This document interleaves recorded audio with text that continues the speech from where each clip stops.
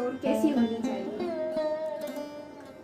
सबसे पहली बात कि शिव जी की साधना, तो साधना का अर्थ ही हो कि जिसमें कोई कामनाएं ना हो, माने हमारी ऐसी स्वार्थ कुछ ना भरा हो। क्योंकि कई बार हम देखते हैं कि भक्ति करते हैं इंसान, लेकिन उसमें खूब सारी कामनाएं लेके बैठ जाता है कि भगवान हमारी ये बात पूरी हो जाएगी तो मैं आपको ये प्रसाद चढ़ाऊंगा या ये करूंगा आपके लिए, तो वो सच्चे रूप में साधना तो कहलाएगी नहीं। साधना बहुत हमारी सच्चे दिल की निस्वार्थ, जिसमें भावनाएं भरी हो, उसको हम कहेंगे उनकी साधना हो। और जब हम साधना करते हैं तो साधना में जैसे हम 3-4 चीजें देखते हैं, नहीं व्रत रखते हैं, उपवास रखते हैं, जागरण करते हैं आदि। तो इसका स्पिरिचुअल मीनिंग ये है कि उपवास, इसको शब्द को तोड़े, उप और वास। तो उप का अर्थ होता है नजदीक और वास माने रहना। तो परमात्मा, मन से या दिल से परमात्मा के नजदीक रहना, या उनके क्या कहते हैं ना, गुणों के सानिध्य में रहना, उनकी याद में रहना। और तो ये हो गया उपवास। और व्रत की जहाँ तक बात आती है, तो व्रत हम रखते हैं कि इस दिन हम खाना पीना नहीं खाएंगे, ऐसा तो फलाहार करेंगे, अवश्य वो हम करें।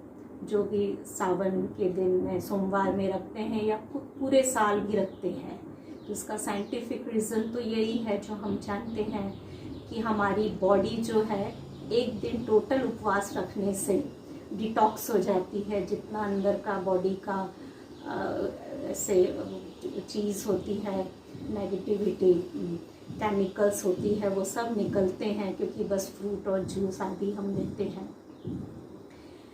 तो ये व्रत तो है ही, लेकिन साथ साथ ये व्रत रखना है सच्चे दिल में, माने अन्न के साथ, कि हमें इस सोमवार को, जैसे मुझे क्रोध बहुत आता है, मान लीजिए फॉर एग्जाम्पल, तो आज के दिन का मेरा ये व्रत है कि चाहे कुछ भी हो जाए, कैसा भी व्यक्ति मेरे सामने आ जाए, गुस्सा दिलाने वाली बात भी आ जाए, लेकिन मैं गुस्सा नहीं करूँगी।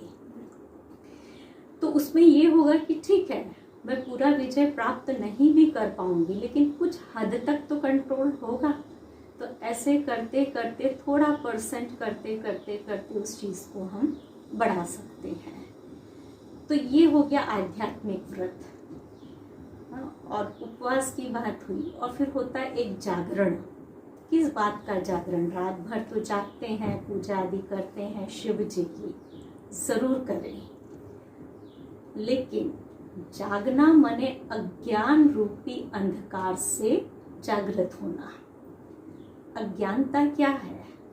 वही बात जो हमने देखी कि बुराइयों के वश होकर कार्य कर रहे हैं, भ्रष्टाचारी की ओर जा रहे हैं, एक दो की टांग खींचने में लगे हैं, किसी को आगे बढ़ता देख करके हम दुखी हो रहे हैं। भगवान से तो यही प्रार्थना कई बार कई लोग कर लेते हैं कि भगवान भले मुझे इतना दुख मिले तो चलेगा, लेकिन मुझसे डबल दुख उसको होता रहे तो मैं सुखी रहूँगा। तो कहने का मतलब कि ये ऐसी कितनी चीज़ें हैं जिससे मुझे अपने आप को जागृत करना है, अज्ञानतावश जो हम सो रहे हैं। और उसमें भी मैंने चाहे कोई सी भी हम चीज़ें देखें, ये यूट्यूब है कि हमारा व्हाट्सएप है, कि बहुत सारी चीज़ें आज आ गई है, गिनती नहीं कर सकते। दिन रात इसके एडिक्शन में जो हम आज हो चुके हैं। एक है, ज़रूर ऑनलाइन वर्क चल रहा है, लेकिन ज़्यादा बोलने की मुझे ज़रूरत नहीं है कि कितना हम इसके एडिक्शन में आ गए हैं। तो इसका भी व्रत रखें थोड़ा। स्विच ऑफ माने ऑफ, ऑफ नहीं तो उसको साइलेंट करके दूसरे कमरे में रख दे तो रख दें। और जो भी मिस्ड कॉल इतनी बजे के बाद आना है तो वो अगले दिन देखा जा सकता है, वो भी उठते साथ नहीं। हम कई बार उठते साथ अपनी राशिफल देख लेते हैं न्यूज़पेपर में या कुछ देख लेते हैं और पहले से माइंड सेट बना लेते हैं कि आज का दिन तो मेरा ऐसा जाएगा ही। तो ये सब क्या है? अंधकार ही तो है ना। अब जब मैंने पढ़ ही लिया, इस माइंड में सेट बना ही लिया कि आज का दिन मेरे साथ ऐसा होने वाला है, या मेरा ये पैसा आने ही वाला नहीं है, या मेरा ये काम होने वाला है ही नहीं, मेरी राशि में लिखा है, तो जब मैं इसी नेगेटिव थॉट से जाऊंगी कि ये तो होना ही नहीं है, होना ही नहीं है, होना ही नहीं, तो चारों तरफ वाइब्रेशंस भी तो वही फैलेंगे। लेकिन ये सब चीज़ें बाद में बहुत परमात्मा को याद करते हुए, अपनी ईश्वर की ध्यान यात्रा में रहते हुए और अपना जो भी निज कार्य किया और बिल्कुल पॉजिटिव थॉट्स लेके कि आज मेरा ये कार्य होके ही रहेगा, मैं करके ही रहूँगी और हर कार्य में सफलता मेरे साथ है, क्योंकि परमात्मा शिव का जो परमात्म छत्र छाया है वो मेरे सिर पर है। तो मेरे को सक्सेस मिलनी है, अवश्य मिलेगी, क्योंकि जैसा करेंगे वैसा हम बनेंगे और वैसा ही हमारे साथ होगा भी। तो इसलिए शिव का दूसरा नाम कल्याणकारी भी है। शिव जी परम पवित्र भी है। शिव जी बीज स्वरूप है इस सृष्टि रूपी वृक्ष के, जिनके अंदर पूरी सृष्टि के आदि मध्य अंत का ज्ञान समाया हुआ है। तो हमको भी बहुत खुशी है कि अपने भारत में तो मैं समझती हूँ कि शायद ही कोई गांव का भी छोटा गांव होगा जहाँ शिव जी की पूजा ना होती हो। और देवी देवताओं की तो फिर भी पूजा स्टेट वाइज है, कहीं गणेश जी का महत्व है, कहीं दुर्गा जी का, काली जी का, आदि आदि, कहीं वैष्णव देवी का, तो कहीं कैसा है। लेकिन शिव जी एक हैं जो सभी कोने कोने में, विदेशों में भी सब जगह इनकी बहुत पूजा अर्चना दिल से करते हैं। लेकिन जैसा कि मैंने बताया कि करें तो सिर्फ वो बेलपत्र या दूध और पानी या फल और अक धतूरा नहीं, क्योंकि ये सब तो बाहर के एक सिग्निफिकेंस है। अब धतूरा, अक धतूरा वो फूल है जो हम देवी देवताओं को नहीं चढ़ाते हैं।